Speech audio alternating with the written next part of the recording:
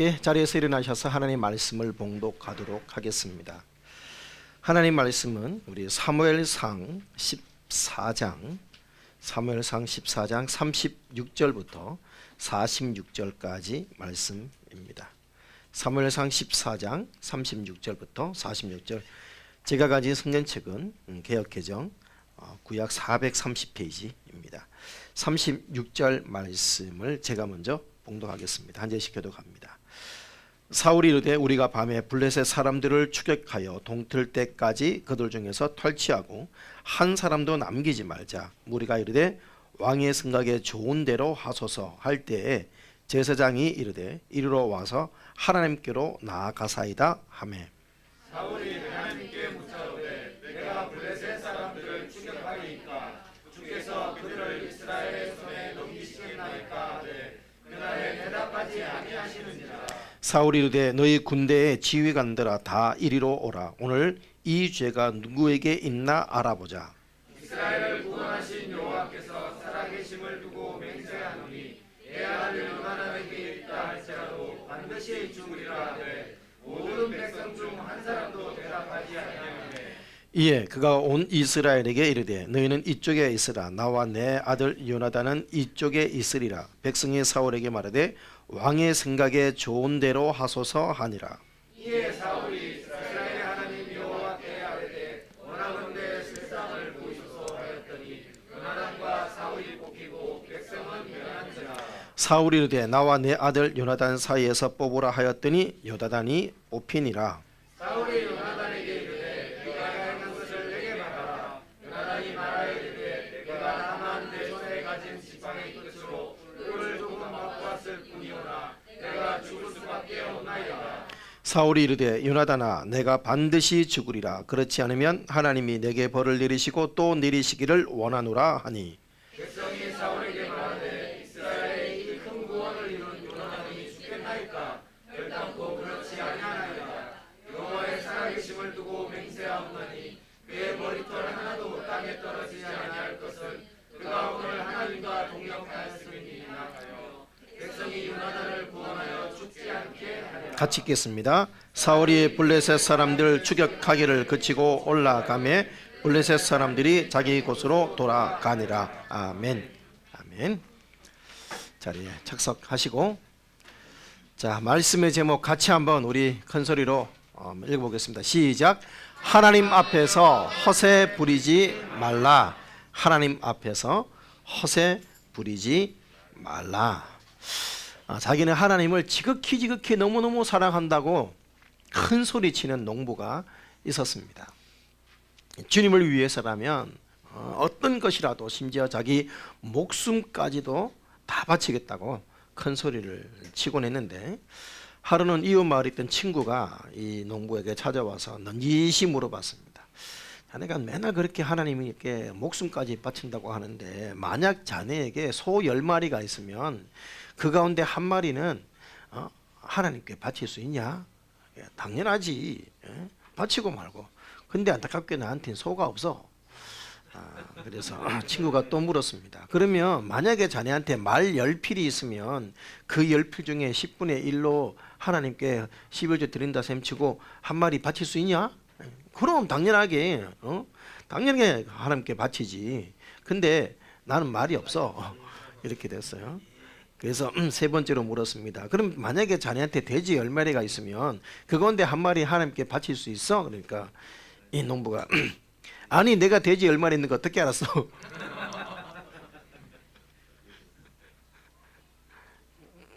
맞다고 합니다. 여러분 우리말에 빛 좋은 게살구라는 게 있습니다. 빛 좋은 게살구. 보기는 그럴듯한데 전혀 실속이 없을 때 빛 좋은 게살구라고 하죠.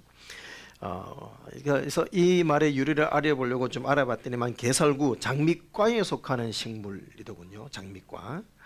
그래서 열매는 황색으로 살구와 흡사하게 생겼다 했습니다. 살구. 그래서 보기에는 먹음직스러운데 아주 시고 떫어서 맛이 없다. 그래서 이게 바로 빛 좋은 게살구. 한마디로 요란하게 포장하고 포장된 선물 상자를 열어보고 내용물에 실망했을 때 이럴 때 쓰는 말이죠. 별 볼 일 없는 시시한 것에 능동적으로 포장을 씌우는 짓, 이것을 가지고 허세라고 합니다. 허세. 시시한 것.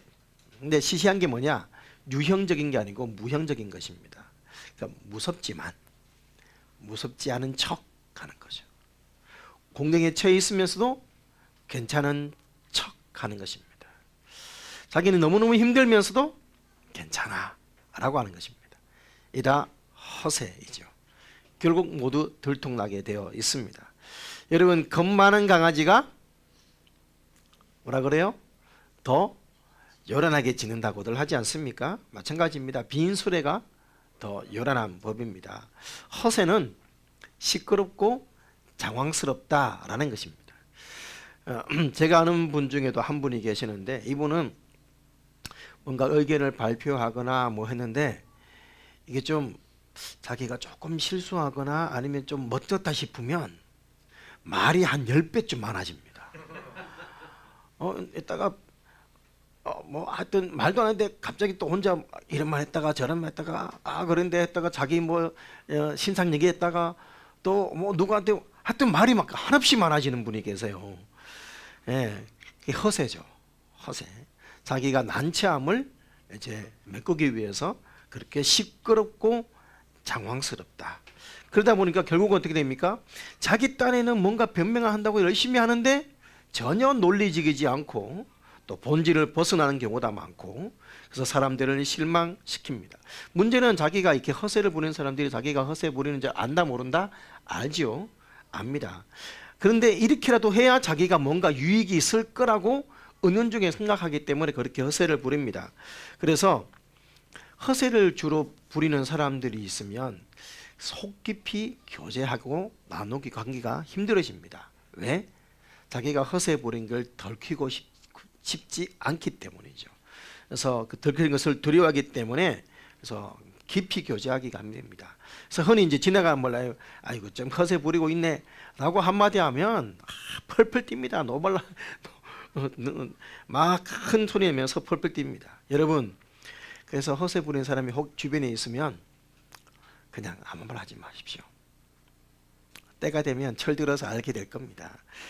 여러분, 오늘 사울 이제 오늘 백성들 앞에서 불필요한 열심을 내어서 금식을 명하고, 전쟁 중인데 금식을 명하고, 또 저 금식을 어기는 사람은 저주를 받을 거다. 그리고 저주의 맹세를 강조를 합니다. 이제 하나님 앞에 그랬던 사울이 자신은 아주 하나님 앞에 의롭고 신앙이 깊은 것처럼 허세를 부리려다가 결국 체면을 구기는 장면을 오늘 본문에서 우리 보게 됩니다. 사울은 지금 이 블레셋과의 전쟁을 마무리를 하고 싶었습니다. 여러분, 자, 이 지금 사무엘 상이 어느 무슨 성경책 다음에 나와요? 사사기 다음에 나오죠. 그러니까 사사기에서 자연스럽게 이어집니다. 여러분, 사사기의 역사는 뭡니까? 주변의 왕들이 등장하면 하나님이 누구를 세워서 사사를 세워서 주변의 국가들을 이제 이 압제를 물리치고 이스라엘의 태평을 가져오게 만드는 것. 이게 사사기의 역사 아닙니까? 그러니까 뭐 메소포타미아 왕 구산 리사다임이 침략해 오면 이것을 이제 사사가 등에서 물리치고 몇 년 동안 태평하였다. 또 암몬이 등장하면 물리치고 몇 년 동안 태평하였다. 누가 등장하면 또 물리치고 몇 년 동안 태평하였다. 자, 이렇게 누가 사사가 이스라엘 주변을 압제하는 주변 국가를 물리치고 태평을 가져오게 만드는 것. 지금 사사가 이제 끝이 나고 초대왕, 처음으로 왕이 세워진 사울은 이 부담감이 있는 거예요. 사사처럼 나도 이 블레셋을 물리치고 이스라엘에 태평을 가져온 왕이 되게 하겠다. 왜? 백성이 왕을 요구했던 게 결국 이것 때문 아닙니까? 그러니까 이 업적을 지금 남기고 싶은 것이에요. 그래서 드디어 사울이 블레셋을 물리치고 이스라엘을 태평하게 하였다. 이 업적, 이 공로를 인정받고 싶은 것입니다. 그래서 역시 우리가 세운 왕이야. 이 명예를 얻고 싶은 것이죠. 그래서 지금 이스라엘 군사들을 마음껏 배불리 먹고 난 다음에 그 밤에 이제 블레셋 군사를 계속해서 추격하려고, 그래서 완전히 소탕하려고 뜻을 정합니다. 그러니까 백성들이 마음대로 하십시오 하고 순종을 하지요. 그런데 마침 제사장 아히야가 이 일을 하나님께 묻고 진행을 하자라고 제안을 합니다. 그래서 사울이 하나님께 묻습니다. 계속해서 블레셋을 쫓으리까 말리까 이렇게 이제 물었겠죠. 그런데 문제는 뭐다?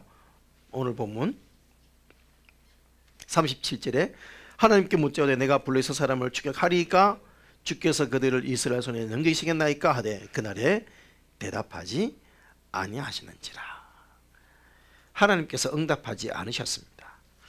자, 하나님이 응답하지 않으니까 사울이 무슨 생각을 해요? 이게 다 백성들 중에서 오늘 뭔가 잘못한 놈이 있어서 그래 이렇게 생각을 합니다. 그래서 반드시 이 하나님의 응답을 막은 죄인은 죽을 것이다 라고 선포를 하죠. 선포를 합니다. 39절이죠. 이스라엘 구원하신 여호와께서 살아계심을 두고 맹세하노니 내 아들 요나단에게 있다 할지라도 반드시 죽으리라 하되 모든 백성 중에서 한 사람도 대답하지 않았다 라고 그렇게 말씀을 합니다. 여러분 자신이 지금 무리한 맹세를 한 것은 생각하지도 않고 감정적으로 또 하나의 경솔함을 지금 행하고 있는 것입니다. 틀림없이 백성들이 맹세를 어겼든 아니면 이미 사실 이스라엘 백성은 죄를 범했습니다. 무슨 죄? 짐승을 잡아서 피채 먹는 율법을 어기는 죄를 범했습니다. 그러니 당연히 누구 잘못입니까 하면 백성들이 잘못이 나오겠지. 사울은 지금 이렇게 생각을 당연히 지금 하고 있는 거죠. 그렇게 해서 뭐 하고 싶은 거예요? 그렇게 해서 이게 내 잘못이 아니야. 나는 분명히 좀 마침표 찍고 싶은데 너희들이 잘못한 거니까 너희들 때문이야 하고 자기는 지금 면책하고 싶은 마음이 여기에는 있었습니다. 그래서 위대한 업적을 못 남긴 이 일을 저지른 사람들을 어떻게든 처벌을 하고 싶고 그리고 자기는 면책하고 싶은 마음으로 그래서 반드시 죽을 것이다. 여러분 입다가 맹세했기 자기 딸을 죽인 것처럼 혹시 내 아들이라도 죽을 것이다 라고 막 지금 호언장담을 했습니다. 한마디로 뭐 한 거죠? 허세 부린 것입니다. 그래서 누구 죄인지 제비를 뽑는데 이게 아주 노골적입니다. 여러분 이스라엘 백성의 제비를 뽑았을 때 어떻게 뽑았어요? 지금까지 자 아간 제비 뽑을 때 어떻게 뽑았어요? 지파 중에서 뽑았죠. 자, 지파 중에서 가문을 뽑았습니다. 가문 중에서 뽑았죠. 그러면 그리고 사울을 뽑을 때도 사울이 왕이 될 때도 지파 중에서 베냐민 중에서 가문 중에서 지금 뽑힌 거 아닙니까? 그러면 또 지파 중에서 뽑아야 됩니다. 근데 사울은 어떻게 해요? 왕과 요나단, 백성. 그러니까 아주 노골적인 대놓고 지금 노골적입니다. 당연히 백성 걸리겠지. 지금 대놓고 지금 아주 그렇게 합니다. 그래서 제비를 딱 뽑았어요. 근데 웬걸? 누가 나왔어? 사울과 요나단이 나온 거예요. 지금 제가 참 그 상황에 지금 사울의 심정이 어땠을까? 아마 뜨끔했겠죠. 뜨끔했을 겁니다. 에? 왜? 바로 얼마 전에 지금 사무엘에게 이미 책망받았잖아요.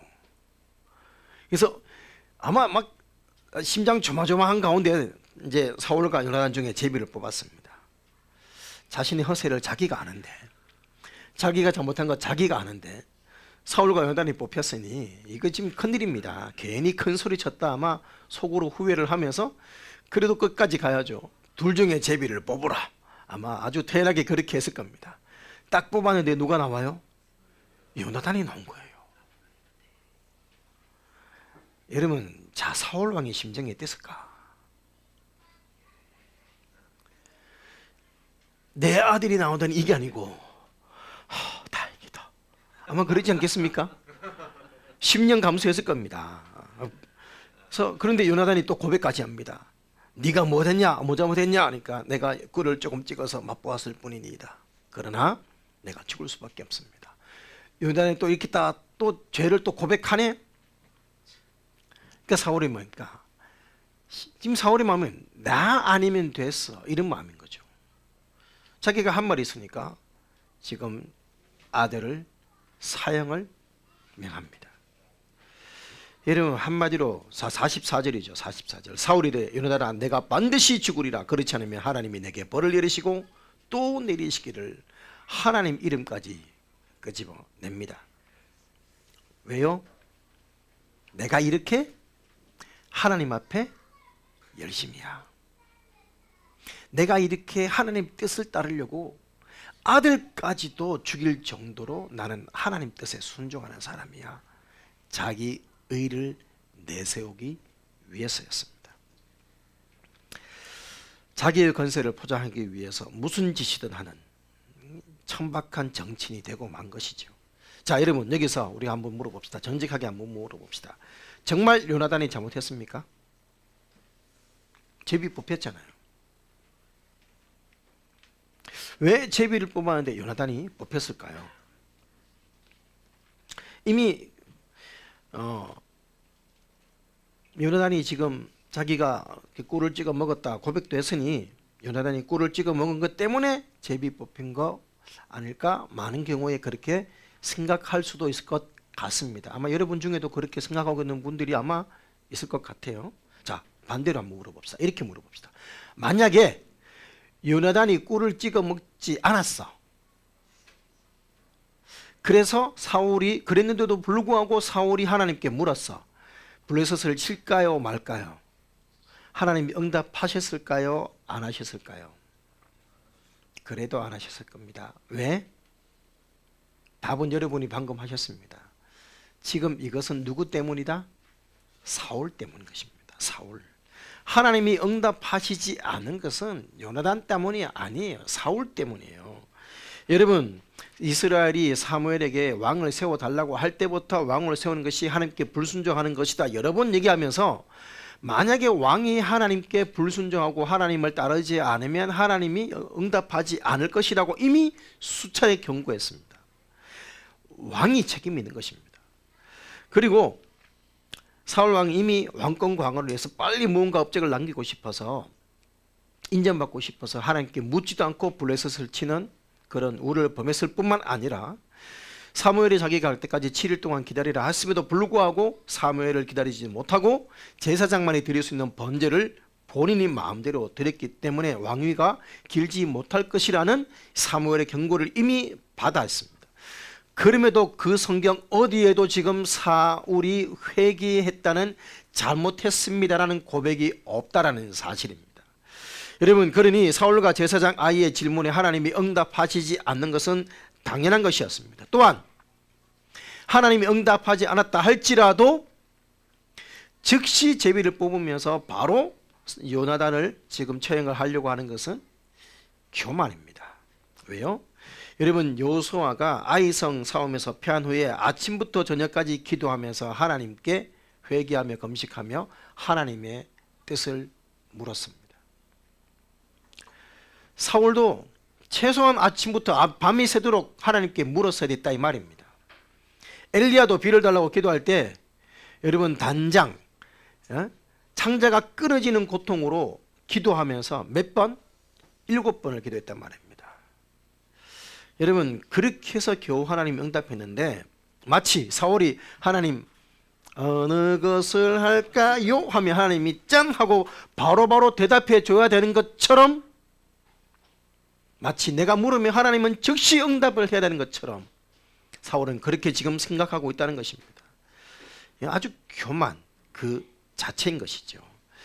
여러분, 사울이 하나님께서 응답하지 않자 사울은 바로 누구의 잘못인지 바로 묻습니다. 여러분, 자기가 질문하면 하나님이 바로 대답해야 된다는 거죠. 우리나라도 여러분 조선시대에 비가 오지 않으면 왕이 자신의 죄를 고백을 하면서 하나님께 제사를 지내고 하지 않았습니까? 하물며 여러분, 사울은 하나님께서 응답하지 않은 원인이 자신에게 있을 수 있다는 생각은 조금도 하고 있지 않습니다.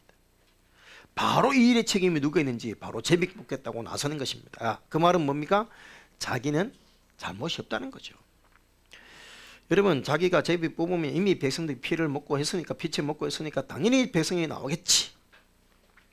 그러면서 자기는 의로운 왕임을 드러내려 한 것이죠. 그런데 아들이 덜컥 나왔습니다. 자신의 아들이라도 죽여서 자신은 의로운 왕이야 이것을 인정받으려고 하는 여러분 한마디로 사울의 목적과 중심에는 하나님의 뜻과 전혀 상관없이 자신의 왕권을 세우는 데 혈안되어 있는 폭군의 모습이었습니다. 그러나 적어도 겉으로는 지금 사울이 향하고 있는 모습은 적어도 겉으로는 경건해 보입니다. 자, 왜요? 자, 이 전쟁 중에 지금 사울은 어떻게 해요? 그래도 어쨌든 간에 자기 마음대로 전쟁하지 않고 어쨌든 간에 자기가 들겠지만 번제는 드렸잖아. 또 전쟁 중에 자기는 금식을 선포할 만큼 경건하잖아. 나는 전쟁 중이라도 금식할 정도예요. 이 정도죠. 내가 얼마나 경건한데. 그리고 여러분 저 백성이 피채 먹는다는 소식을 듣자마자 33절 34절이죠. 보면 피채 먹어서 범죄합니다 하니까 사울이 너희가 믿음 없이 행하였도다 하면서 큰 돌을 골라오라 하면서 백성들에게 각기 소와 양을 이리로 끌어다가 여기서 잡아서 피채 먹지 말도록 하라.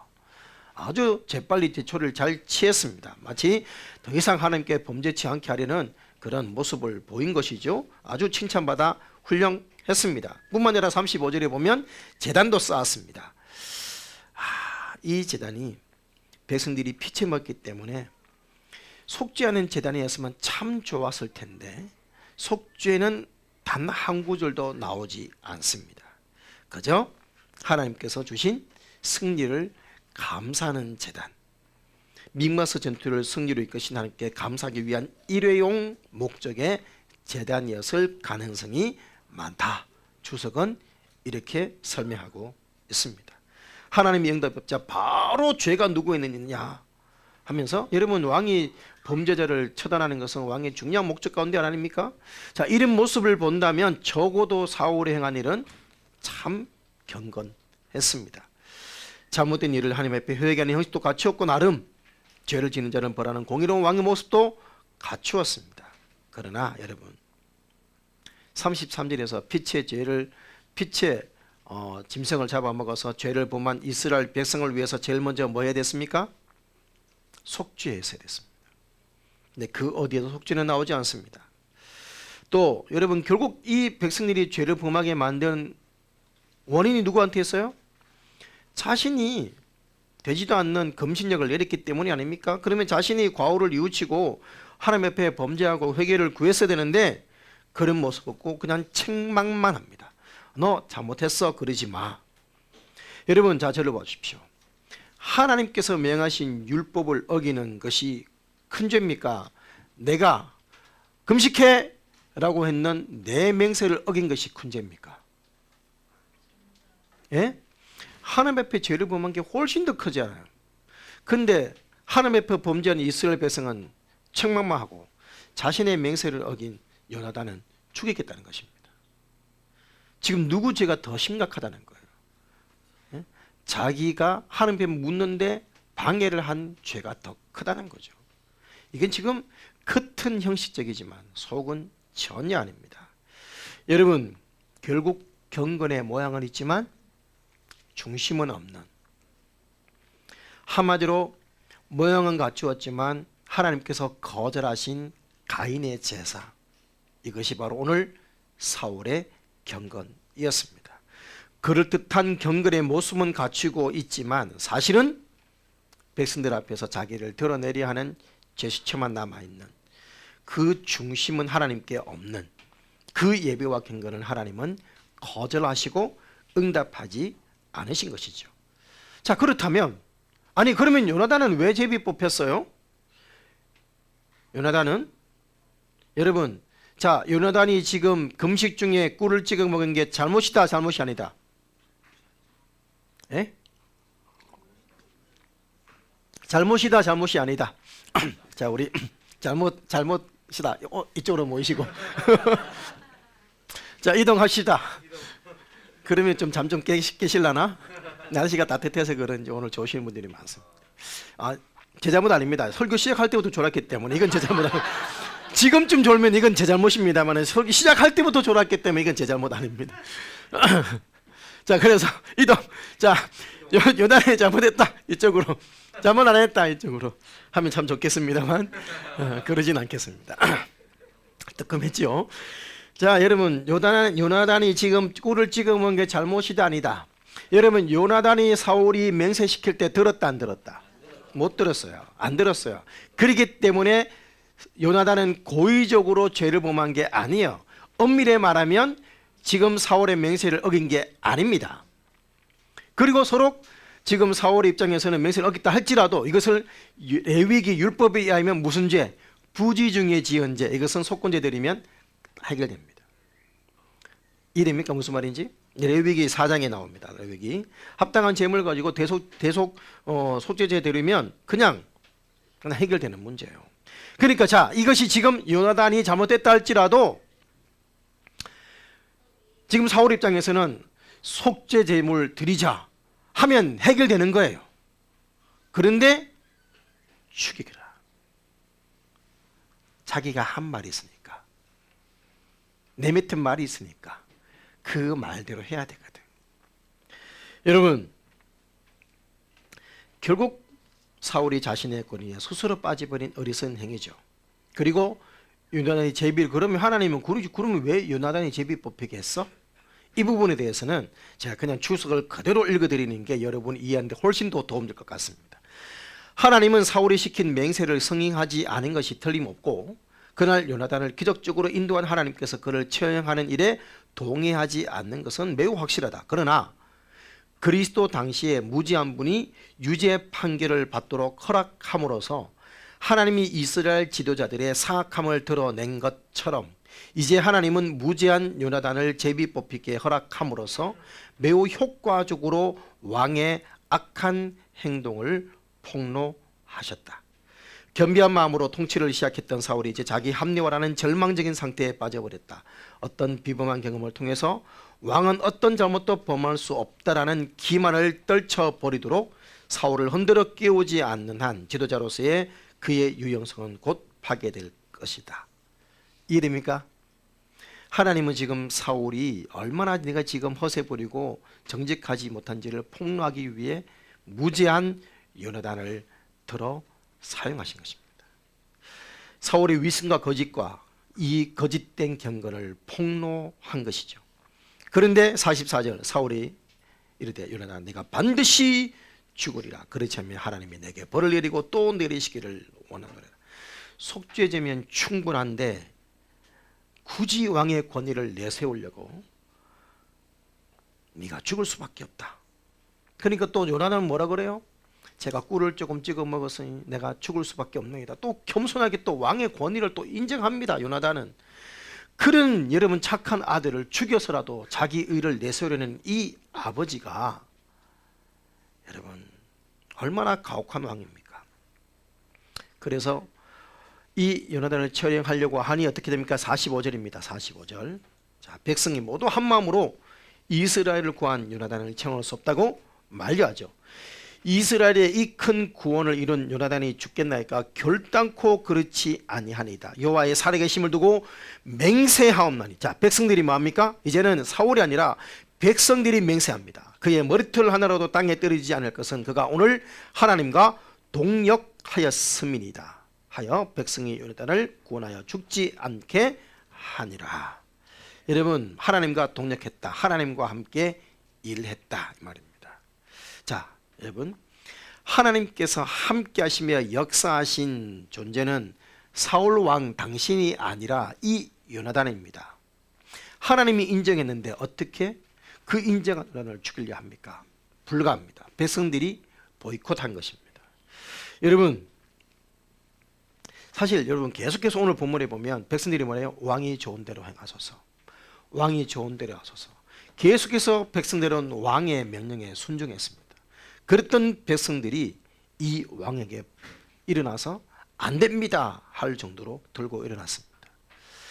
결국 사울 왕은 여기서 또다시 체면을 구겼습니다.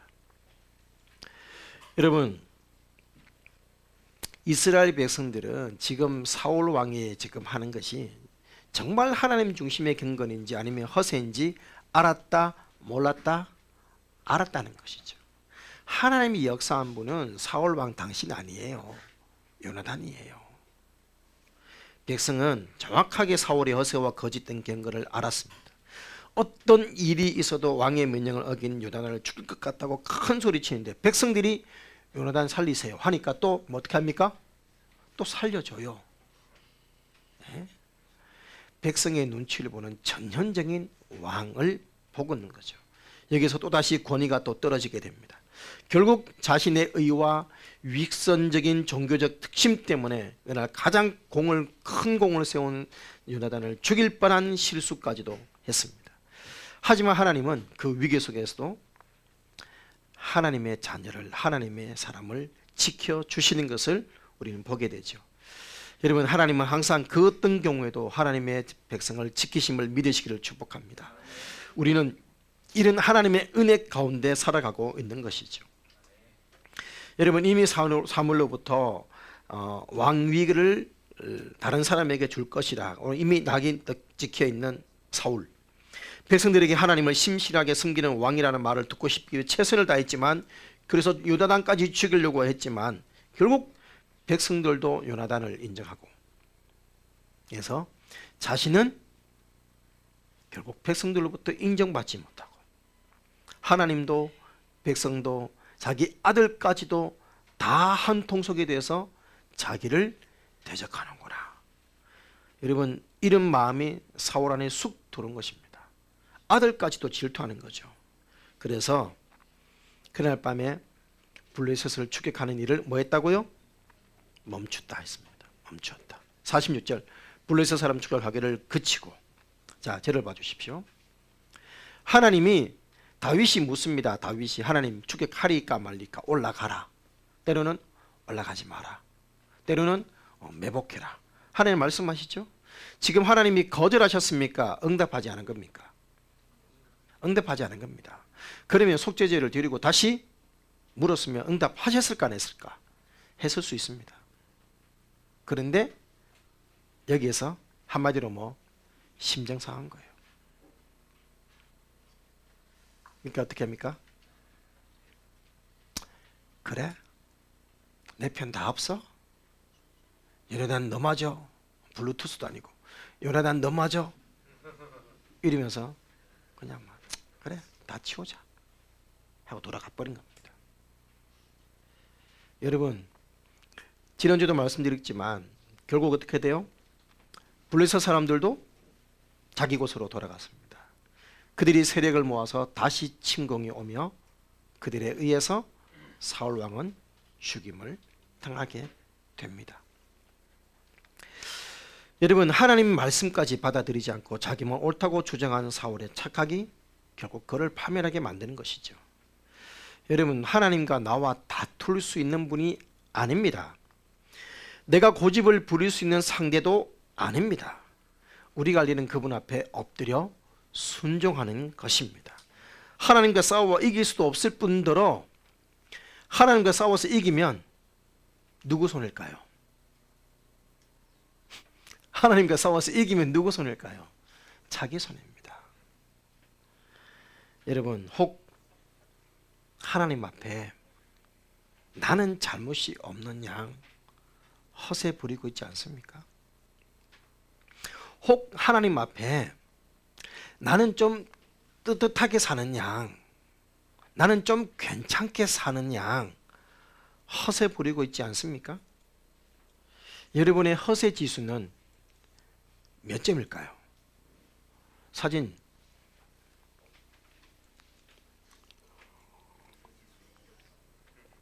인터넷에 보면 이런 게 있더라고요. 당신의 허세 지수는 몇 점, 이런 게 있더라고요. 그래서 제가 이거 끝나고 난 다음에 제가 그 인터넷 링크를 올려드리겠습니다. 그냥 이렇게 이제 그냥 이게 yes, no 이렇게 점만 찍으면 딱 내 지수가 몇 점인지 나와요. 그러니까 제가 딱 찍어봤어. 저는 허세 지수 30%, 살짝 흔들려요 나왔습니다.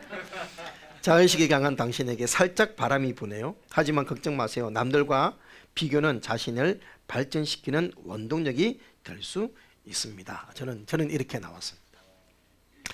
여러분, 또 허세 지수가 아예 없다고 또 이게 또 좋은 것만은 또 아니에요. 남들 의식을 전혀 안 한다는 얘기거든요. 예? 그리고 또 너무 높으면 완전 공주병환자병이 되는 거예요. 이게 지금 하여튼 내가 보면 딱 좋은 점수 같아. 이게 바로 허세입니다. 이게 허세.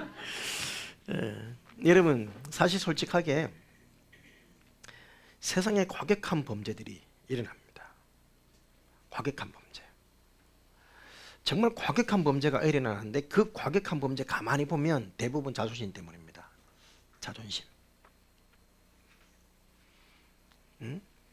큰 소리 쳤는데 큰 소리 치고 나니까 결국 상황이 악화됐어. 근데 큰 소리 친 게 있으니까 결국 일을 저지르고 마는 겁니다.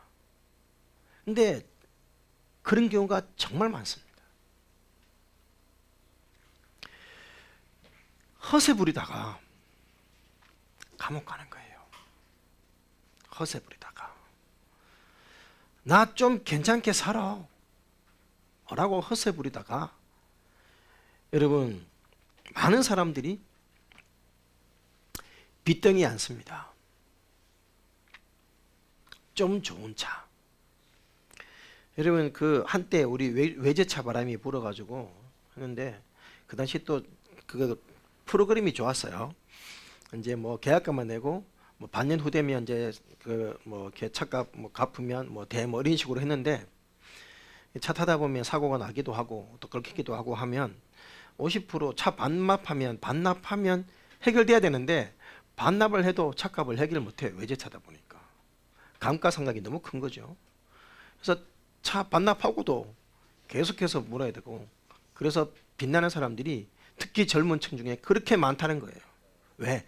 나도 외제차 탄다.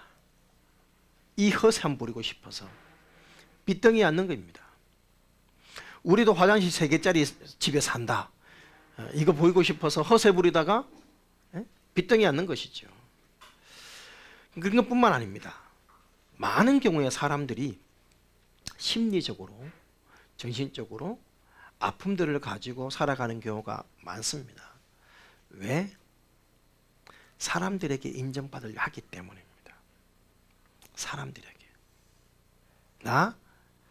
그래도 나 좀 괜찮잖아 이 인정받으려고 하다 보니까 그런데 상황은 그게 안 되거든요.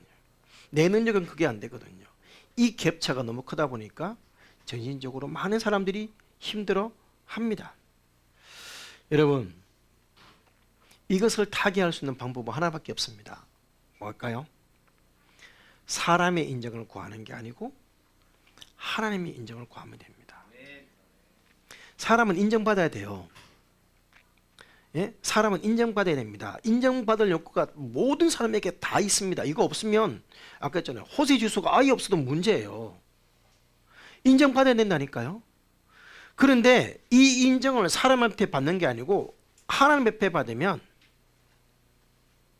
문제되지 않습니다. 근데 자꾸만 사람들한테 인정받으려고 하니까 내가 오늘 또 실수했어 이러면서 자꾸 자신을 장악하고 자신을 비판하고 잘된 열등감에 빠지고 자기 스스로 움츠러들고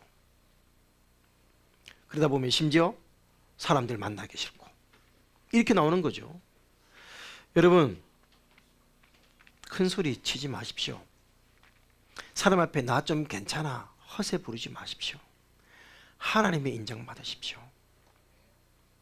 하나님 앞에 인정받으십시오. 그리고 하나님 앞에 인정하십시오. 내가 잘못했음을, 내가 연약했음을 인정하십시오. 하나님은 사울이 아닌 다윗을 택하십니다. 왜요? 사울은 자신이 잘못이 아닌 양 허세를 부렸지만 다윗은 내 죄가가 항상 내 앞에 있나이다 하면서 고백하며 하나님 앞에 인정하는 사람이었기 때문입니다. 시편 51편 밧세바를 범한 이후에 나단 선지자의 지적을 들었을 때 여러분 다윗이 한 회개의 고백을 우리는 너무나 잘 알고 있지 않습니까? 여러분 시편 51편 제가 짧게 몇 구절을 읽어드리겠습니다. 3절입니다. 51편 3절. 무릇 나는 내 죄가를 아오니 내 죄가 항상 내 앞에 있나이다. 4절. 내가 주께만 범죄하여 주의 목전에 악을 행하였사오니 주께서 말씀하실 때 의로우시다 하시고 주께서 심판하실 때 순전하시다 하리이다. 6절. 보소서 주께서는 중심이 진실함을 원하시오니 내게 지혜를 은밀히 가르치시나이다. 9절 주의 얼굴을 내 죄에서 돌이키시고 내 모든 죄악을 지워 주소서. 10절 하나님이여 내 속에 정한 마음을 창조하시고 내 안에 정직한 영을 새롭게 하소서. 하나님 앞에 정직한 영혼을 하나님은 축복하십니다. 그래서 요한일서 1장 8절에서 10절에 뭐라 했습니까? 만일 우리가 죄 없다고 하면 스스로 속이고 또 진리가 우리 속에 있지 아니할 것이요 만일 우리가 죄를 자백하면 그는 미쁘시고 의로우사 우리 죄를 사하시며 우리를 모든 불의에서 깨끗하게 하실 것이요 만일 우리가 범죄하지 아니하였다면 하나님을 거짓말하는 이로 만드는 것이니 또한 그의 말씀이 우리 속에 있지 아니하니라. 사랑하는 여러분, 살아계신 하나님 앞에 우리가 서 있다는 사실을 늘 의식했으면 좋겠습니다. 시편 111편 1절에 고백하기를 할렐루야 내가 정직한 자들의 모임과 회중 가운데 전심으로 여호와께 감사하리로다 라고 했습니다. 여러분 하나님 앞에 정직한 모습으로 영광 올려 드리시기를 축복합니다. 말씀을 마무리하면서 여러분 우리는 하나님 앞에 성도로 부름받은 사람들인 줄 믿습니다. 성도가 뭡니까? 하나님께서 하나님의 목적을 위해 거룩한 목적을 위해 따로 부름받은 무리들입니다. 하나님의 부르심을 받았다. 여러분 가치 있는 분, 그 세상에서 가장 위대한 분 앞에 선택받았다는 것은 이것은 내가 얼마나 특별한 존재인가를 보여주는 것이겠죠. 여러분 그래서 성도로의 이 직분은 정말 위대하고 거룩한 직분입니다. 그런데 특별한 사람의 자리가 어느 자리가 돼야 됩니까? 중요한 사람의 자리로 부름받았다고 해서 우리가 교만하면 돼요? 안 돼요? 안 된단 말입니다. 내가 누군데 말이야, 내가 낸데 말이야 이러면서 허세 부리고 교만해서는 안 되는 것입니다. 내가 이런 자리에 앉을 만한 충분한 자격이 된다고 스스로 생각하고 교만해서는 안 됩니다. 적어도 목사가 이 정도는 돼야지 하면서 스스로 마치 자기는 잘못도 없는 것처럼 허세 부릴 필요가 없다 이 말입니다. 내가 집사인데 말이야, 집사는 최소한 이 정도는 해야지. 여러분 그러면 스스로 높이고 교만해서는 안 됩니다. 여러분 이게 바로 사단의 본질이고 오늘 사울 왕이 바로 이런 교만의 전형이 되었습니다. 우리가 하나님께 선택받은 것은 내가 잘나서가 아닙니다. 내가 잘했어도 아닙니다. 내가 바르게 살았어도 아닙니다. 우리가 다른 사람보다 뛰어나서도 아닙니다. 전적인 하나님의 은혜인 줄 믿습니다. 은혜였습니다. 여러분 은혜입니다. 하나님의 은혜임을 고백한다면 우리는 하나님 앞에 담대히 나아갈 수 있습니다. 때로는 부끄러워도 하나님 앞에 담대히 나아갈 수 있는 것입니다. 여러분 때로는 연약해도 하나님 앞에 바로 이런 나를 위해 돌아가셨군요 고백하며 하나님 앞에 나아가는 것입니다. 여러분 한때 젊을 때 마치 세상이 내 중심으로 돌아가는 것처럼 우리는 그렇게 생각할 때가 있지 않습니까? 저도 그런 착각 가운데 있을 때가 있었습니다. 세상이 마치 내가 중심이 되는 것처럼 내가 없으면 우리 교회는 아무것도 안 되는 것처럼 착각할 때가 있었습니다. 그래서 은연중에 나처럼 헌신하지 않고 나처럼 열심을 내지 않는 형제 자매들이 있으면 은중에 은근히 비판하고 정죄하고 실력도 성경 보는 실력도 없으면서 하나님이 일한다고 교육 전도사로 나가는 전도사가 있으면 은근히 깔보고 조롱하고 나는 말이야 사울하고 나는 말이야 고3 때도 말이야 수요예배 때 나와가지고 목사님하고 15가 단기 성서대학을 공부한 사람인데 말이야 저 필링레스토랑 2층에 그 위층에 3층에 있을 때 고3 때 고3 때도 내가 말이야 수요예배 와가지고 그래서 제가 신학교를 또 갔는데 야 신학생들 진짜 몰라요. 성경 진짜 몰라요. 겨우 수요예배 때 목사님과 15가 단기 성서대학 그거 공부하는 가지고도 뭐 성경 구절 딱딱 대면 찍소리도 못하는 거야. 그래서 막 전도사 한답시고 나가는 거 보고 내가 대놓고 조롱했습니다. 야 요즘 아르바이트 잘하냐? 너 그게 아르바이트지 뭐 너가 뭐 사약하나 이런 교만이 내 속에. 근데 군대 딱 갔는데 교회에서 잘난 거 아무 소용 없습니다. 찬양 잘하는 거 아무 소용 없습니다. 기도 잘하는 거 아무 소용 없어요. 일 잘해도 욕먹고 안 해도 욕먹고 놀아도 욕먹고 해도 욕먹고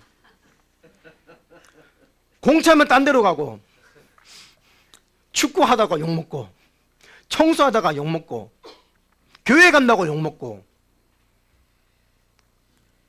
다 잘난 놈들밖에 없고 진짜 나 아무것도 아닌 거예요. 나는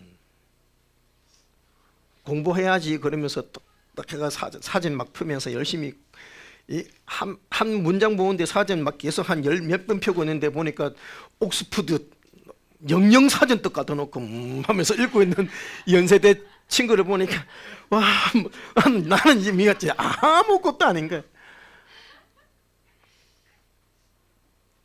100일 휴가가 아니고 조교 기념대회에서 제가 대상을 받아가지고 3박 4일 특박을 나왔어요.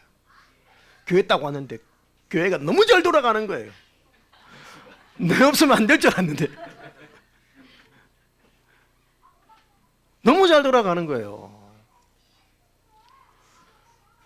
그 당시 정영석 형제가 회장이었는데 얼마나 잘 인도하고 있는지. 야, 내가 진짜 아무것도 안 하니까 이거 알게 되는 거 얼마 걸리지 않았습니다. 여러분, 내가 잘나서가 아닙니다. 전적으로 하나님의 은혜입니다. 하나님의 선물이고 하나님의 은혜니 그저 감사하고 부족해도 감사하고 승리해도 감사하고 여러분 이렇게 사는 것도 하나님의 선물이니 감사하고 여러분 그러면 우리가 교만한 자리에 앉지 않게 될 줄 믿습니다. 여러분 허세 부리지 말고 하나님 앞에 정직하게 인정하시기를 축복합니다. 연약함도 인정하고 부족함도 인정하십시오. 그리고 사람들의 인정이 아니라 하나님의 인정을 구하게 될 때 우리의 마음에서부터 진정한 자유와 회방을 누리게 될 줄 믿습니다. 여러분 사울처럼 고집 부리지 말고 주님께 순종하는 그래서 하나님의 기쁨이 되는 열린문의 모든 성도님들이 되시기를 주님의 이름으로 축원합니다.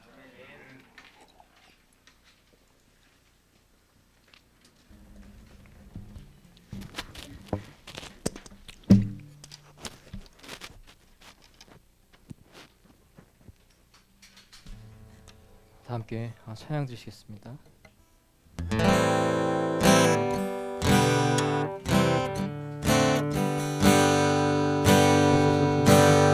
오소서 주님 나의 마음 선한 것 하나 없습니다. 그러나 내 모든 것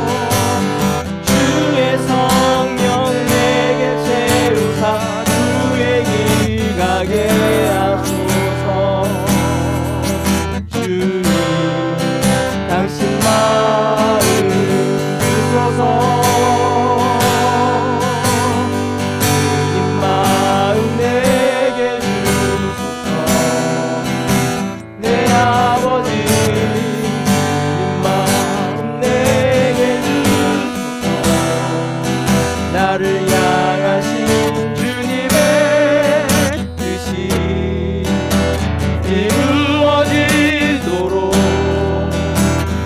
주님 마음 내게 주소서.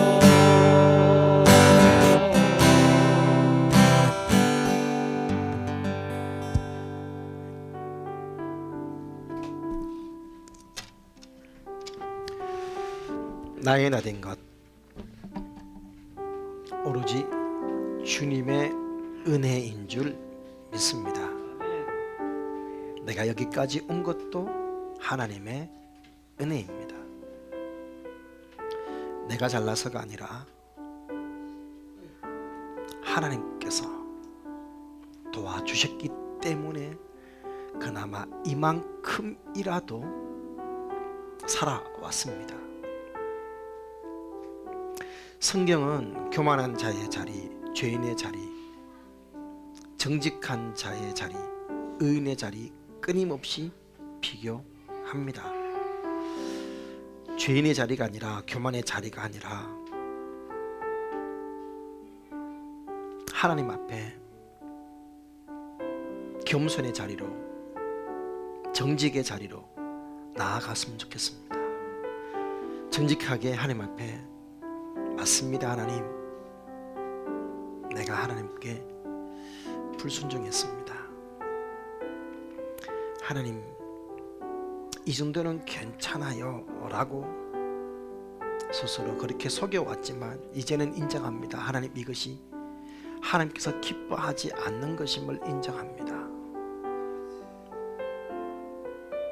우리 사울처럼 고집 부리지 말고 순종했으면 좋겠습니다. 나는 아무런 잘못도 없는 양, 나는 마치 모든 걸 잘하고 다 잘하는 것인 양, 허세 부리지 말고 인정합시다. 연약함을 인정하고, 부족함을 인정하고, 잘못도 인정하고, 잘못했으면 도와달라고 요청도 하시고, 그래서 아무렇지도 않은 양, 잘 살고 있는 양, 나는 좀 괜찮은 사람인 양, 그렇게 사람들에게 인정받으려고 그렇게 힘들어하지 말고 내 연약한 모습 그대로 나갑니다. 하나님 앞에 인정받고, 하나님 앞에 인정하며, 하나님 앞에 허세 부리지 않는 그런 믿음의 삶이 되게 해달라고 오늘 말씀 붙들고 우리 아버지 앞에 기도하도록 하겠습니다. 기도하시겠습니다. 살아계신 아버지 감사합니다. 하나님의 은혜 앞에 오늘도 거룩한 마음 붙들고 나아갑니다. 하나님, 오늘 찬양처럼 하나님 우리 마음 깊은 곳에 아버지 거룩한 것, 선한 것 하나도 없는 연약함들이 이웃에 있음을 고백합니다. 아버지 하나님, 그렇습니다. 하나님 앞에 참 인정하지 않으려 하고 아버지 앞에 아버지 괜찮은 척하며 살아왔습니다만 아버지 하나님, 이제는 고백하지 않을 수 없습니다. 하나님 없이는 안 됩니다. 내 힘으로 안 됩니다. 내 생각으로 안 됩니다. 내 의지로 안 됩니다. 아버지, 내 물질로 안 됩니다. 내 직업으로 안 됩니다. 하나님 도와주셔야 되겠습니다. 아버지, 이제는 하나님 손을 붙들기를 원합니다. 하나님 도와주셔서 아버지 하나님 괜찮은 척, 아닌 척, 잘 사는 척 아버지 하지 않게 하시고, 아버지 하나님, 아버지 큰 소리 치지 않게 하시고, 우리 아버지 앞에 겸손하게 아버지 인정하게 도와주시옵소서. 사람들의 인정을 받으려고 몸부림쳤던 그 모든 것 다 내려놓게 도와주시고, 하나님 앞에 인정받으며 하나님 앞에 인정받기 위해서 몸부림치며 나가는 자들이 되게 도와주시고, 아버지, 그리고 하나님 앞에 정직하게 아버지 나의 실수, 나의 연약함, 나의 죄를 고백하며 인정하며 나가도록 도와주셔서 아버지 겸손함으로 하나님 앞에 나가도록 도와주시고 은혜 베풀어 주시옵소서. 우리 아버지 하나님, 하나님의 도우심 앞에 나아갑니다. 내 영혼을 불쌍히시고 우리의 삶들을 온전히 회복시켜 주시기를 간절히 소망합니다. 오 아버지 하나님, 도와주시옵소서. 하나님의 거룩하심 앞에 우리의 마음을 주시는 아버지 앞에 우리의 심령과 마음을 드리기를 원합니다. 도와주시옵소서. 고집 부리지 않게 도와주시옵소서. 허세 부리지 않게 도와주시옵소서. 정직한 자리에 가게 하시고 겸손한 자리에 가게 도와주시고 하나님 앞에 의인의 자리에 설 수 있도록 도와주시옵소서. 아버지, 음란한 자의 자리에 앉지 아니하고 죄인의 길에 서지 아니하며 아버지 자리에 앉지 않도록 도와주시고, 아버지 복 있는 자리에 서 있도록 시냇가에 심은 나무가 시들가지고 가시를 맺은 같이 하나님의 앞에 말씀 앞에 뿌리 맺으며 하나님 앞에 아버지 나가서 아버지 때를 따라 시절을 쫓아 과실을 맺는 아버지 그 풍성함을 날마다 맺어 나갈 수 있도록 하나님 우리의 삶을 복 주시고 인도하여 주시옵소서. 아버지 앞에 감사를 드립니다. 주님 영광 받아 주옵소서. 아버지, 살아계신 하나님,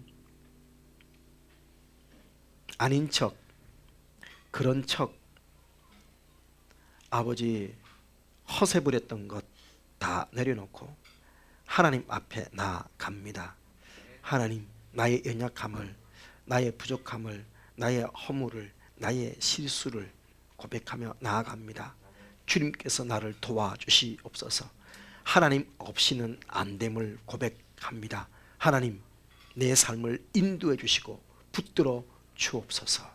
아버지 앞에 정직과 아버지 겸손으로 하나님 앞에 나아가는, 사람의 인정이 아니라 하나님의 인정을 구하며 하나님 앞에 우리의 부족함을 정직하게 인정하는 그런 믿음의 사람들이 되게 하옵소서. 예수님 이름으로 기도합니다. 아멘.